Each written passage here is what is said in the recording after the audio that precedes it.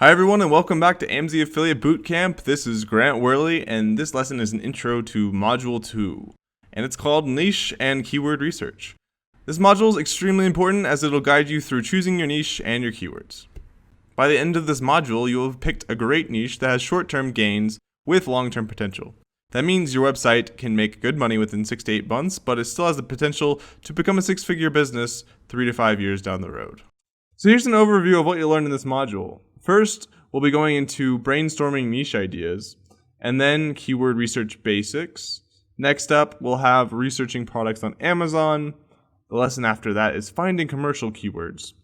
The lesson after that is finding informational keywords, and don't worry if you don't know the difference between the two, we'll talk about that as well. After that, we'll be talking about analyzing competitors and how to beat them.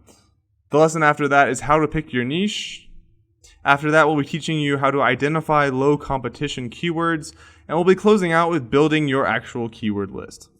A beginner's mistake is to get extremely excited and to choose a random niche with insufficient research in order to get to the fun stuff. Do not do this. Due diligence in niche selection will determine your level of ultimate success, so it's definitely not something to half-ass.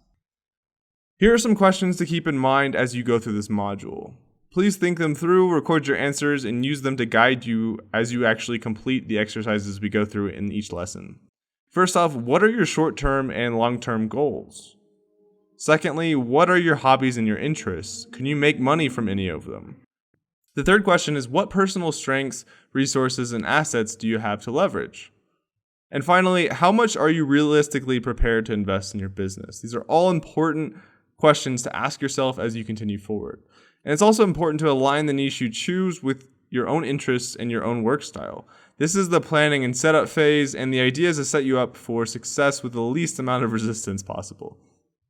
An example of that would be picking a niche that is profitable, but also something that you enjoy, aligns with your strengths, and is most likely to help you meet your goals with a level of time and financial investment that you're actually prepared for.